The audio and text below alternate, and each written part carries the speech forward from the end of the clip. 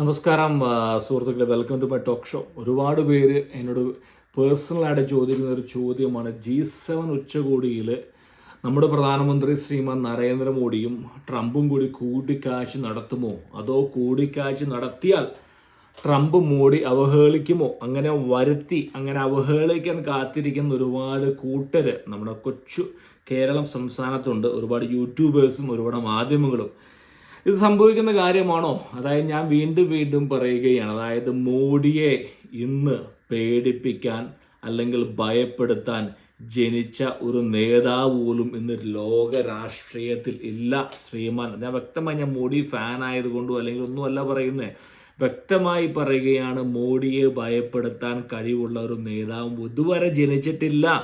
ശ്രീമാൻ Trump, ഞാനിരിക്കുന്ന അമേരിക്കയുടെ പ്രസിഡന്റാണ്, മഹത്തായ വ്യക്തിയാണ്, മഹാനായ വ്യക്തിയാണ്, ഒരു വലിയൊരു രാജ്യത്തിൻ്റെ പ്രസിഡന്റാണ്. എന്നാൽ പോലും ട്രംപിന് വളരെ വ്യക്തമായിട്ട് അറിയാം ശ്രീമാൻ നരേന്ദ്രമോദി ആരാണ് എന്ന്. ട്രംപ് ഒരു പക്ക ബിസിനസ്മാനാണ്. ട്രംപ് നമ്മൾ ചിന്തിക്കുന്ന പോലെ പൊട്ടനൊന്നുമല്ല. ട്രംപിന് വളരെ വ്യക്തമായിട്ട് അറിയാം ശ്രീമാൻ നരേന്ദ്രമോദിയുടെ ജനപ്രീതി എന്താണ് എന്നുള്ളത്. ലോകത്തിലെ ഏറ്റവും വലിയ ജനാധിപത്യ രാജ്യത്തെ ഏറ്റവും ഹയസ്റ്റ് സെർവിങ് പ്രസിഡന്റ് ഈ നിമിഷം ഒരു ഇന്ത്യയിൽ ഒരു തിരഞ്ഞെടുപ്പ് നടത്തിയാൽ പോലും 80% 400 പാർ കടന്ന് ഇനി ഇന്ത്യയിൽ ജയിക്കാൻ സാധിക്കും. വേണമെങ്കിൽ കേരളത്തിൽ വേണമെങ്കിൽ ഒരു പക്ഷേ സീറ്റുകൾ മുഴുവൻ പോയാലും ഉത്തരേന്ത്യയിൽ 90% സീറ്റുകളും വാങ്ങിച്ചുകൊണ്ട് അധികാരത്തിൽ വരാൻ കഴിയുള്ള നേതാവാണ് എന്ന് വളരെ വ്യക്തമായിട്ട് ആർക്കറിയാം? ശ്രീമാൻ ട്രംപിനറിയാം. അതുമാത്രമല്ല, ലോക നേതാക്കൾക്കിടയിൽ അദ്ദേഹത്തിൻ്റെ സ്ഥാനം എന്താണെന്ന് അറിയാവുന്ന ട്രംപ്. അതുകൊണ്ടാണ് മോഡിയെ പരസ്യമായി വിമർശിക്കാത്തതും മോഡി തിരിച്ചു പരസ്യമായി വിമർശിക്കാത്തതും. ഒരുപാട് പേര് ഇടയ്ക്ക് പറയുന്നുണ്ട്, അതായത് എന്താ പറയുന്നത്, ഒരു ഇന്ത്യൻ കപ്പലിനെ ആക്രമിച്ചു 3ഓളം നാവികരെ കൊന്നു എന്നൊക്കെ. എന്തുകൊണ്ട് വിശ്വഗുരു മിണ്ടുന്നില്ല എന്ന്? ആ കപ്പലിന് ഇന്ത്യയുടെ യാതൊരു ബന്ധവുമില്ല. മോഡി 2014 അധികാരത്തിൽ വന്നപ്പോൾ പറയുന്നൊരു വാക്കാണ്, അതായത് കപ്പലുകൾ ഇന്ത്യയിൽ രജിസ്റ്റർ ചെയ്യൂ. അതും ചെയ്യാതെ പനാമ, പിന്നെ ചെക്കോസ്ലോവയ്ക്ക്, അങ്ങനെ ഒരുപാട് ടാക്സ് കൊടുക്കാത്ത രാജ്യങ്ങളിൽ പോയി രജിസ്റ്റർ ചെയ്ത് അവിടുത്തെ പതാകയുമായി പ്രവർത്തിക്കുന്ന ഈ പറയുന്ന കപ്പലുകൾക്കുള്ളിൽ ആരാണ് എന്നുള്ളത് അമേരിക്കൻ സേനയ്ക്ക് അറിയാൻ സാധിക്കില്ല. അതായത് വെടിവെക്കാൻ നിൽക്കുന്ന അമേരിക്കൻ സേനയ്ക്ക് എങ്ങനെ മനസ്സിലാകാൻ സാധിക്കും ഇതിനകത്ത് ഇന്ത്യക്കാരനാണ് ഉള്ളതെന്ന്? അവർ ലക്ഷ്യം ഒന്ന് മാത്രമേ ഉള്ളൂ, എങ്ങനെയെങ്കിലും യുദ്ധം ജയിക്കുക. അത് വേറൊരു കൺസേൺ. അതുകൊണ്ട് ഈ പറയുന്ന ഇന്ത്യൻ നാവികരെ കൊന്നതിൽ ശ്രീമാൻ നരേന്ദ്രമോദി എന്ത് വിളിച്ചു പറയാനാണ്?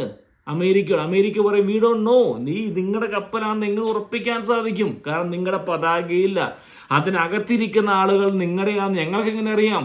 അതുകൊണ്ട് ഇവിടെ ഈ പറയുന്ന കുട്ടികളെ ഞാൻ വീണ്ടും പറയുകയാണ്. ഒരുപാട് പേര് പറയുകയായിരിക്കും, വിശ്വഗുരു മിണ്ടുന്നില്ല, വിശ്വഗുരുയുടെ നാണം കെടുത്തുന്നു. ട്രംപ് വളരെ മിടുമിടുക്കനായ നേതാവാണ്, നല്ല ബിസിനസ്സുകാരനും കച്ചവടക്കാരനുമാണ്. ശ്രീമാൻ നരേന്ദ്രമോദിയും ബിസിനസ്സുകാരും നല്ല കച്ചവടക്കാരുമാണ്. ഗുജറാത്ത് എന്ന സംസ്ഥാനത്തെ 2001 മുതൽ എങ്ങനെ അദ്ദേഹം ഒരു ബെഞ്ച് മാർക്ക്, ലോകം മുഴുവൻ ഒരു ബെഞ്ച് മാർക്ക് അല്ലെങ്കിൽ ഒരു സ്റ്റാൻഡേർഡ് സെറ്റ് ചെയ്ത വ്യക്തിയാണ് ശ്രീമാൻ നരേന്ദ്രമോദി. ഞാൻ അതിൻ്റെ ഫാൻ ആയതുകൊണ്ട് പറയല്ല, മനസ്സിലാക്കണം നിങ്ങൾ. അതായത് ഇന്ന് ഇന്ത്യയിൽ ഇലക്ഷൻ നടത്തിയാൽ ജനപ്രീതിയിൽ 80% അദ്ദേഹത്തിനാണെന്ന് വളരെ വ്യക്തമാക്കി അറിയാവുന്ന ഒരാളാണ് ഈ പറഞ്ഞ ട്രംപ്. ട്രംപിന് പോലും അമേരിക്കയിൽ 50ന്റെ മുകളിൽ ഇന്ന് ജനപ്രീതി ഇല്ല. ട്രംപ് നല്ലവനോ ചീത്തവനോ എന്തോ ആയിക്കോട്ടെ, പക്ഷെ ജനപ്രീതിയിൽ ട്രംപിനറിയാൻ പുറകോട്ടാണ്. പക്ഷെ ശ്രീമാൻ ഈ 15 വർഷം മറ്റുമായി ശ്രീമാൻ മോഡി ഭരിക്കും, എന്നിട്ട് പോലും ജനപ്രീതി 80ന് മുകളിലാണ്. ലോകത്തിൽ അദ്ദേഹത്തിന് സ്ഥാനമുണ്ട്. നിങ്ങൾ വളരെ വ്യക്തമായി ചിന്തിക്കുക. ശ്രീമാൻ മോഡിയാണ് ഏറ്റവും അവസാനം ഇസ്രായേലിലെ പോയി കണ്ടത്, അല്ലേ? അദ്ദേഹം ഇസ്രായേലിൽ നിന്ന് വിമാനം പുറപ്പെട്ടു, നിമിഷങ്ങൾക്കകം നെതന്യാഹു അവിടെ ബോംബിട്ടു. അതിന് പുറകിൽ തന്നെ വളരെ വ്യക്തമായിട്ട് അറിയാം, എന്തോ ഒരു അദൃശ്യ കരങ്ങളോ അല്ലെങ്കിൽ എന്തോ ഒരു വാക്ക് ഇന്നും അത് പുറത്തു വന്നിട്ടില്ല. ട്രംപിനും നെതന്യാഹുവിനും അറിയാവുന്ന എന്തോ ഒരു സംജോത, ഒരു ഉടമ്പടി അവർ ഉറപ്പിട്ടു.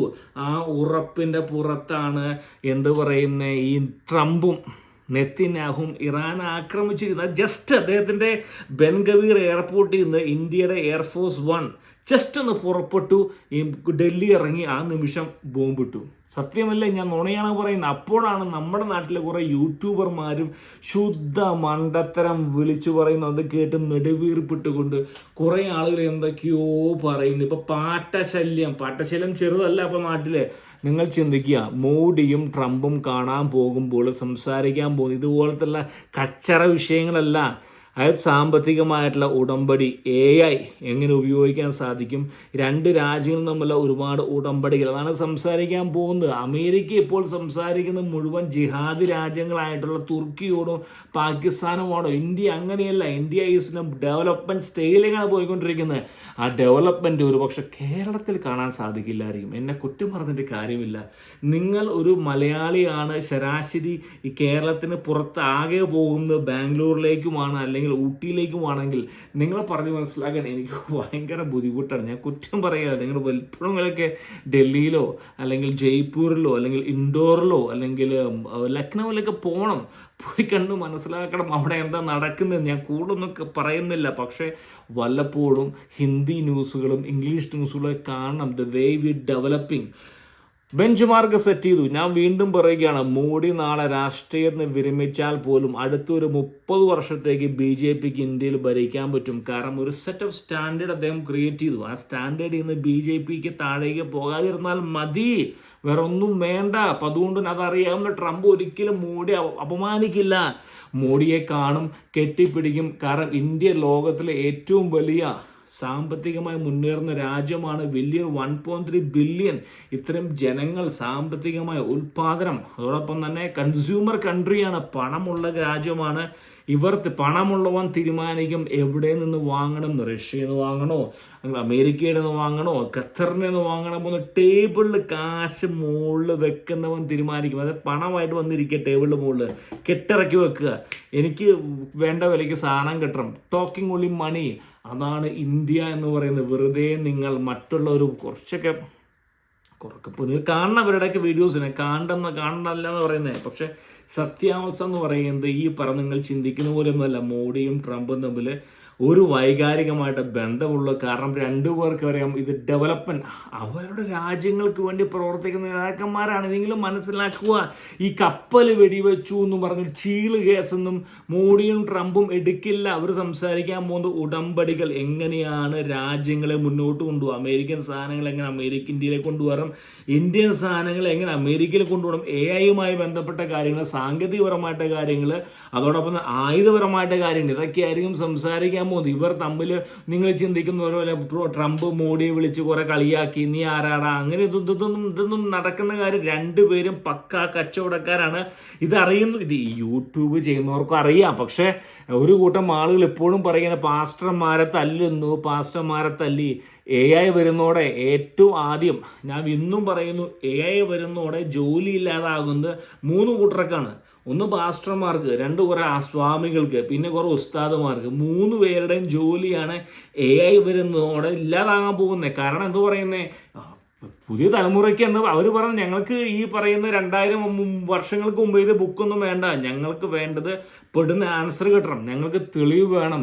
പുതിയ തലമുറയുടെ മുമ്പിൽ ഇവർക്കൊന്നും ജോലിയില്ല. പിന്നെ അപ്പം അതുകൊണ്ട് കുറെ കുത്തിത്തിരിപ്പുമായിട്ട് കുറെ ആൾക്കാർ ഇറങ്ങിയിട്ടുണ്ട് ഇപ്പോൾ.